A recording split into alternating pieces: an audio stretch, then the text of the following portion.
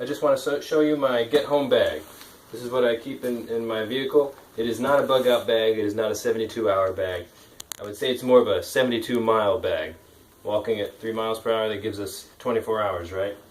Usually my commute is only about 20 miles from my home, but there are times when I'm up to 72 miles. This is what I need to try to travel light and fast, but with everything that I would need for a full day's travel and possibly more if necessary. The bag itself is just an assault pack. This one happens to be from London Bridge Trading Company, but probably any assault pack would do. I found that this one had a little bit better waist belt to put some of the weight on my hips, although of course it's not going to put as much weight on your hips as well as a full-size rucksack. I keep a carabiner connected to one of these straps at the bottom of the bag, and I hook that up to one of the cargo tie-down points in the back of my SUV because I don't want any of the stuff I keep in my vehicle to fly forward in a crash as a projectile and possibly harm one of the occupants of the vehicle. So it's an important thing to remember when you're keeping a lot of stuff inside your vehicle. Let's start looking inside it. We'll start with the pocket for the water bladder. I got a water bladder here, pretty nice one. I don't store water in it. This is 3 liters, but I do keep water bottles in my car, which I could fill this up with those water bottles, or preferably I could just fill it up from a tap before I start hiking home. The other thing I keep in this pocket is a cover for the bag. It provides a little bit of rainproofing, but really what I'm looking for is to be high visibility. This is not an escape and evasion bag. This is just something for me to get home quickly. And where I live, there's not really walking trails that I can use to get home. You're going to be walking on the shoulder of the road. And if that's the case, you want to make sure the vehicles see you, and you don't want to get hit walking home on the shoulder of the road. Moving on to the main compartment. High visibility cap. Waterproof insulated work gloves. You never know if you're going to be dealing with broken glass or other problems, rusty metal. Spare clothes. I try to wear reasonable clothing at work, but it's always good to have a spare set, especially if you might get wet, which is a high possibility here in the Pacific Northwest.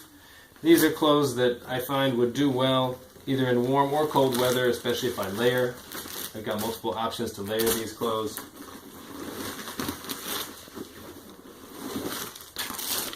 Plenty of extra socks. Those of you who do backpacking know that dry socks are important to keep your feet in good shape to last for a long walk. A knit cap and a wool scarf, which I can wrap around my mouth and nose if necessary, if there's smoke or ash or dust in the air. And a good pair of footwear.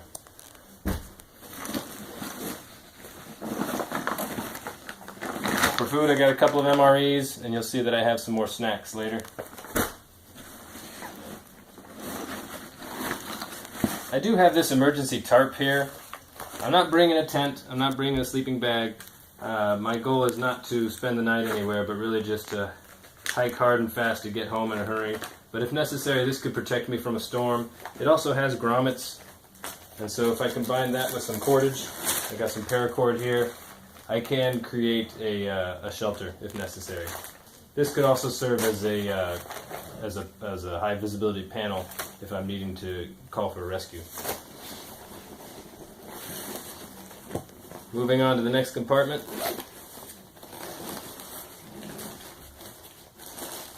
I have a minimal amount of first aid supplies here.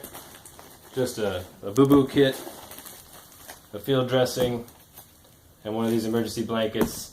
Small, lightweight. Got some hand warmers. A Frontier water filtration straw, like a Life straw. A Silcock key so that I can get water from outdoor faucets on buildings on the way home if necessary. A decent folding knife and a multi-tool. This is in addition to what I have as my everyday carry, but you never know. Pencil and paper if I need to write notes or leave messages for someone. It's one of those Write in the Rain notebooks. And then on these pencils, I've wrapped duct tape. So it's lightweight, small, easily accessible source of duct tape.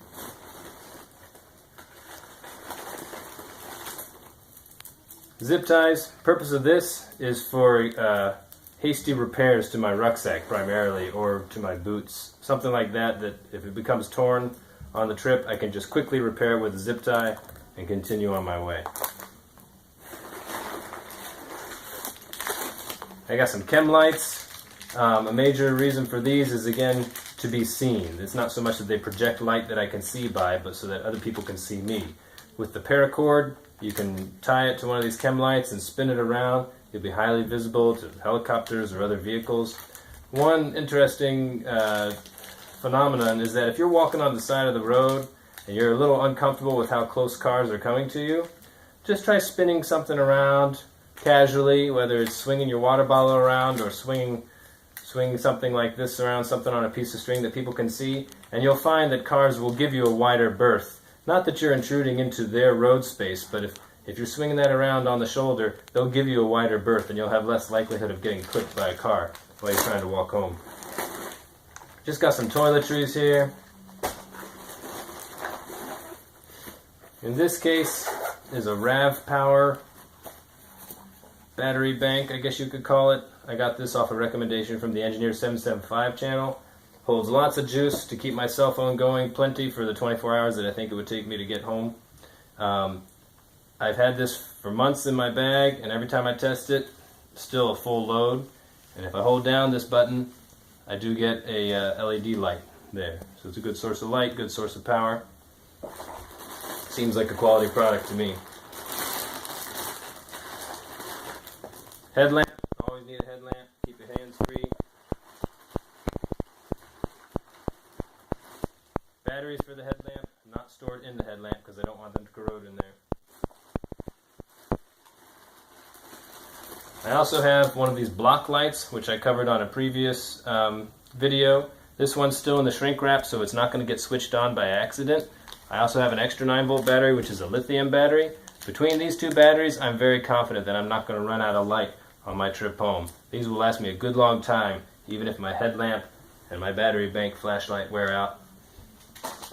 I also have just this cheap thing that I picked up somewhere. You can wear it around your neck. It's a whistle, it's a compass, it's got a small flashlight in there. I got it primarily for just to have a small compass.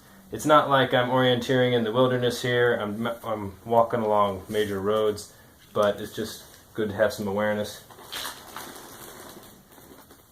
Backup whistle and signal mirror. Matches, lighters, and a hand warmer.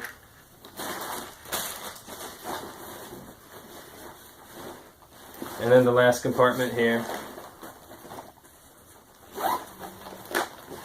is just snacks. Plenty of easily accessible snacks to keep me going. I find as long as I got enough food and water, you can make it on a forced march to get home where I need to be. All this put together, under 25 pounds, not counting any water that I'm going to add to the bladder, or if I'm going to stick some more things in there. Depending on the situation, I could, before I leave work or wherever I am, I could add or subtract things from my bag.